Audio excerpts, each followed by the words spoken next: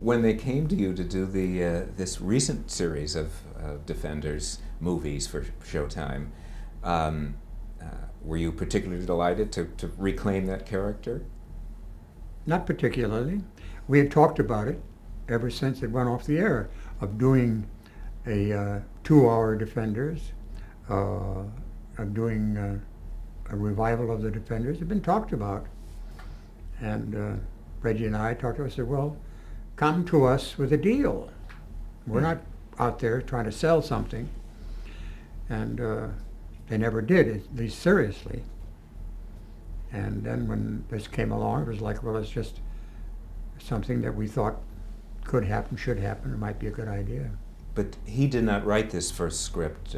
I don't know if he's writing subsequent ones. He's a consultant. It's taken partly from him, and he has, of course, some contribution to make for the scripts.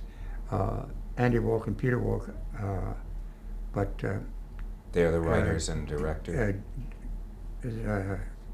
James Rose, the son of, and Reggie Rose, I think are mentioned in the titles as contributing to it. Because it's based on an earlier Defender script, but not the whole story. Now there's a show, speaking of what you talked about earlier, when it was rare to show on the original Defenders a black judge or a woman show. Here in the first one that just aired this month was a black judge, a woman judge.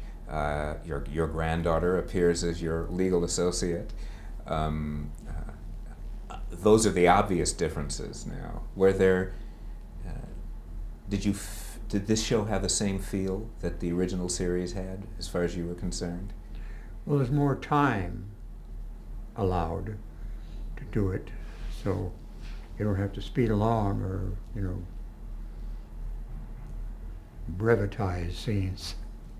The relationship between you and Beau Bridges, who plays your son on this new series, was that a familiar kind of relationship? No, it's been remarked about that here are the three generations, and that the relationship between Martha and me, and between Beau and me, and between among the three of us, that one writer said that when we walked down the steps at the end of the show, he said he was moved. I mean, it's just to see a family working together. Mm-hmm. I've read that you wore the same shoes in this. I still have them, yeah, and I still have, the suits no longer fit me because I've lost so much weight, you see. I understand. But these shoes are the shoes I wore then. They'd been repaired several times, but the uppers were very good. Did you carry them now?